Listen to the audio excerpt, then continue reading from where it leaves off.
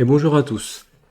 Donc voici la leçon équation révision de 4e. Donc on va commencer par l'intérêt, à quoi ça sert une équation.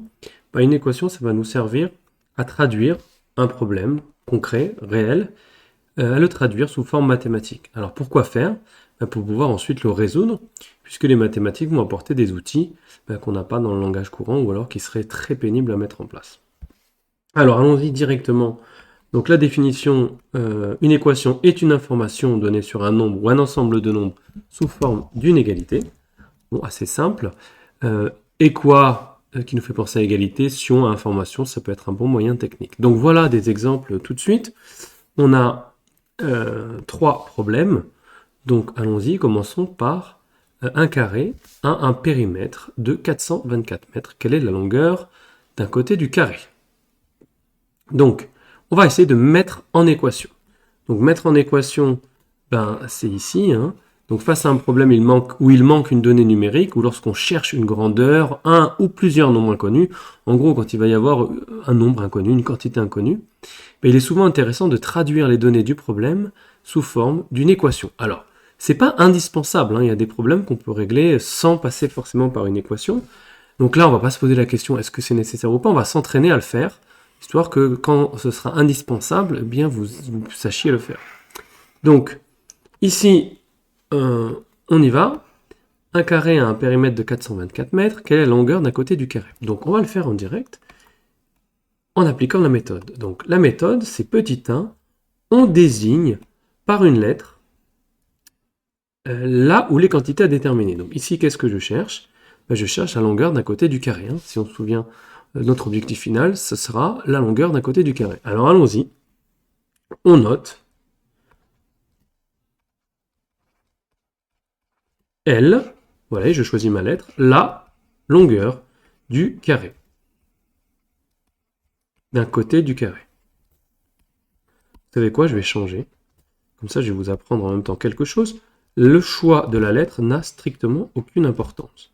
Donc, très souvent, on note X, parce que c'est l'habitude de le fameux inconnu, mais moi je vous conseille de choisir une lettre qui vous fait penser à ce que vous cherchez. Donc par exemple ici on cherche le côté du carré, donc je peux l'appeler C. On note C, la longueur d'un côté du carré. Pourquoi pas L? Parce qu'on pourrait y avoir une autre inconnue à chercher, ou ce qui serait une longueur. Bon, bref. On traduit maintenant. Un carré a un périmètre de 424 mètres. Alors attention, évidemment, ceux qui confondent encore R et périmètre. Le périmètre, péri qui veut dire le contour, mètre la mesure du contour. Donc on y va. Un carré, il a 4 côtés de même longueur. Donc ici, ce serait son périmètre, ce serait 4 fois la longueur d'un côté. Donc 4 fois C, je vous rappelle que vous pouvez mettre le fois ici, mais que de toute manière, il est sous-entendu. D'accord? Donc, je traduis, le périmètre est égal à 424. Donc voilà, j'ai traduit le problème numéro 1. Alors j'avais de l'espace, je ne sais pas pourquoi, j'ai tout collé. Et l'équation est faite. Donc attention, qu'est-ce qu'il ne faut pas oublier? De bien définir ce que représente votre lettre. Il y a des élèves qui vont écrire directement ceci, sauf que jamais on saura qu'est-ce que c'est C. Évidemment, on peut deviner, mais c'est pas à la personne de vous lire de deviner ce que vous avez en tête, c'est à vous d'être explicite. Donc problème 2, vous le connaissez bien celui-là. Donc ce qu'on va faire, c'est que je vais vous laisser, vous allez mettre pause la vidéo maintenant, et vous allez pouvoir réfléchir à mettre en équation le problème 2 et le problème 3. Moi, évidemment, je ne la fais pas la pause, je continue, mais vous, j'espère que vous êtes revenu après votre petite pause. Donc on y va pour ce problème numéro 2. On multiplie mon solde à la banque. Donc je sais que je cherche le solde à la banque. J'ai lu l'énoncé en entier, pas comme je viens de le faire. D'accord? Ai-je assez d'argent pour acheter un billet de train? Donc j'ai besoin de savoir combien j'ai d'argent. Donc tout de suite, on note. Toujours, je choisis une lettre qui me fait penser à ce que je cherche. Donc S, le solde à la banque. J'aurais pu écrire mon solde à la banque. Deuxième phase, traduction de l'énoncé. Que me dit l'énoncé? Si on multiplie mon solde par lui-même, cela fait 10 000. Alors on y va, traduction. Si on multiplie mon solde par lui-même, cela fait 10 000. Bon. Qu'on pouvait écrire aussi, évidemment, hein. S fois S, c'est S au carré, égale 10 000. Et voilà, j'ai fini la phase de mise en équation. Problème 3, si vous n'avez pas encore cherché, mettez pause. Moi, je vais corriger.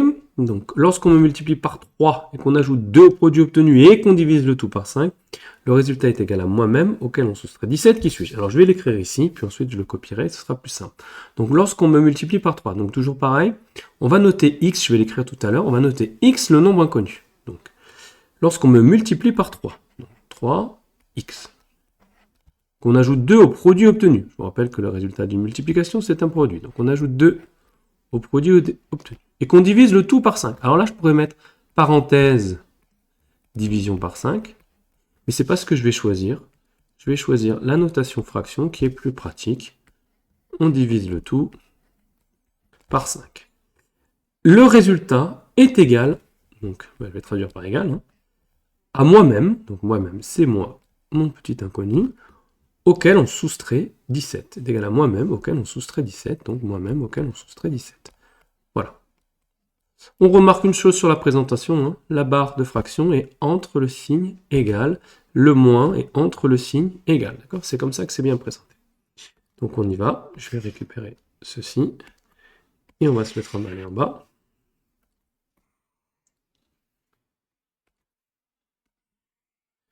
Voilà, donc qu'est-ce qu'il faut que je rajoute ici que je n'avais pas fait? On note, toujours. Donc là je l'ai appelé x parce qu'il n'y avait pas de contexte particulier, donc on note x, le nombre recherché.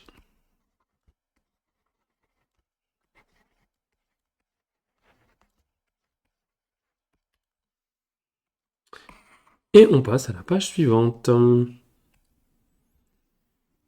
Alors, on va faire une pause. Je teste quand même cette vidéo.